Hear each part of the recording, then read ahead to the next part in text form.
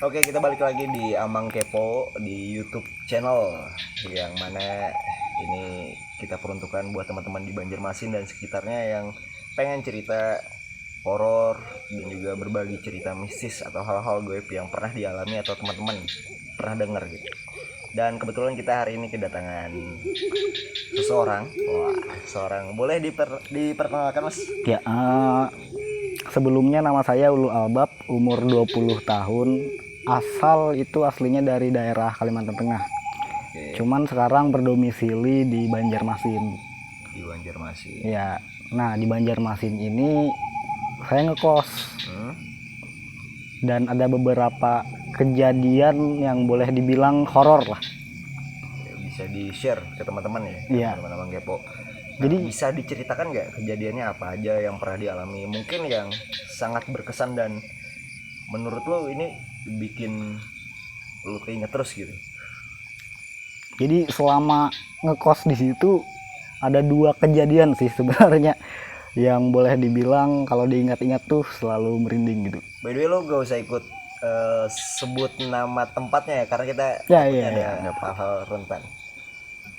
Jadi yang pertama itu waktu habis nongkrong balik ke kamar mungkin sekitar jam 3 malam,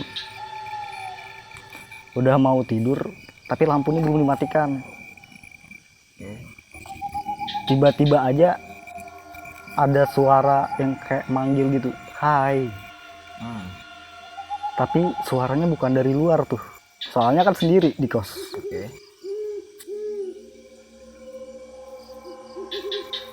Suaranya cewek, cowok?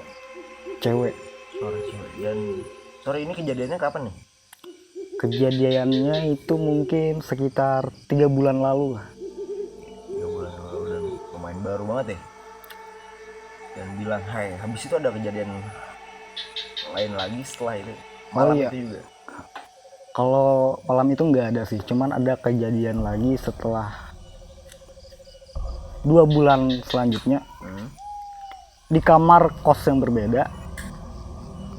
Itu habis nongkrong juga, balik ke kamar, udah siap-siap mau tidur, main HP bentar, tiba-tiba aja ada suara nenek-nenek. Positive thinking kan, mungkin teman di belakang nih hidupin televisi. Ternyata makin lama didengar suaranya makin nyaring nih. Makin nyaring sampai akhirnya terasa jelas suaranya berada di depan pintu kamar. Jelas banget. Dan kata-kata yang keluar saat itu masih ingat gak? Kata-kata yang keluar sebenarnya itu durasinya panjang banget. Dari awal mendengar yang itu sampai akhirnya sampai di depan kamar kos, kurang lebih kayak negur cucu-cucunya. Kamu ngapain di situ? Oh, nenek-nenek negur Iya. cucunya. Dan itu pakai bahasa Banjar. Yang terdengar jelas sih cuma itu, cuma sisanya kayak ngeracau gitu.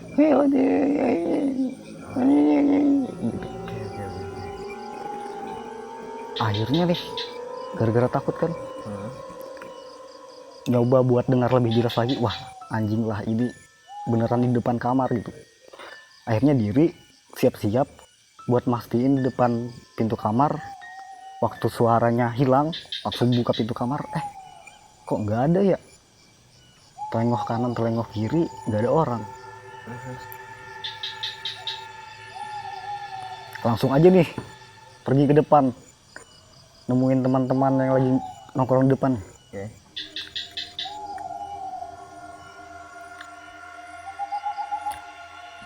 Tanyain nih teman-teman, ada dengar suara yang sama nggak? Soalnya suaranya nyaring banget gitu. Dan jelas itu. Jelas. Dan itu berulang ya? Berulang. Dan respon teman-teman lu gimana? Nggak percaya sih awal. Wah beneran nih gitu kan.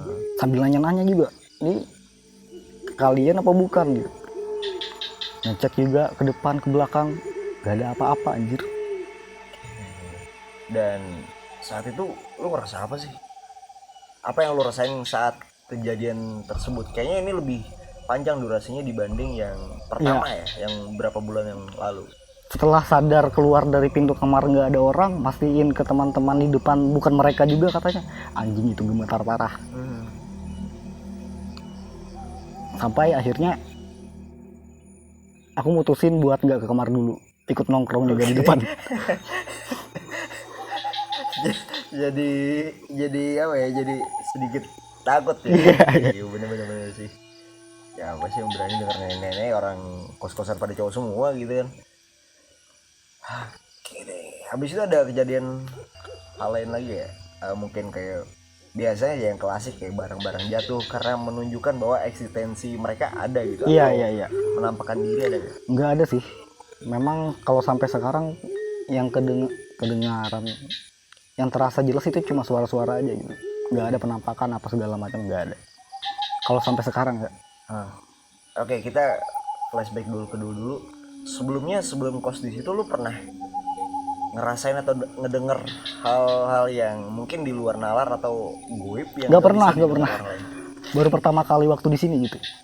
Jadi emang Iya. semenjak kos di sini aja.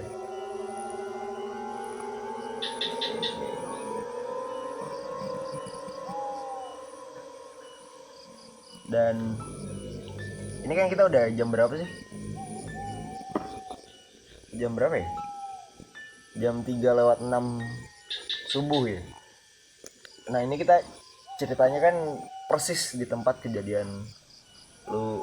Iya. Yang merasakan hal tersebut gitu, lu kejadian gitu. Dan sekarang ada nggak kira-kira ya mungkin lu ngerasa apa gitu? Ada sih, waktu nyeritain kembali rasanya kayak ada orang di.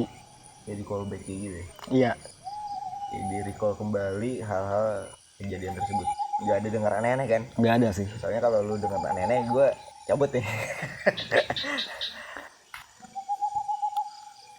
Oke deh. Ada yang mau di-share lagi mungkin ke teman-teman? Mungkin itu aja sih kalau dari gua sepengalaman. Oke deh, buat Mas Ul, thank you banget udah sharing ceritanya yang mungkin gak semua orang bisa pernah mengalami. Dan juga mungkin buat teman-teman Amang Kepo yang nonton ini bisa di-share juga ke teman-temannya, khususnya area Banjarmasin dan sekitarnya yang pengen cerita, punya cerita tentang hal-hal gaib atau pernah dengar cerita gaib. Kalian bisa share aja langsung dihubungi aja lah di Amang Kepo. Oke deh, sekali lagi thank you banget. Oh iya, Mas Ulul, makasih juga Amang Kepo bagi ceritanya ke kita semua. Selain itu gue pengen kata-kata terakhir. Wah, kayak perpisahan sih. Kata-kata terakhir buat teman-teman Amang Kepo. Hidup ini sangat panjang sekali. Jadi gunakan waktu Anda untuk menonton Amang Kepo. Anjay. Thank you. Thank you juga.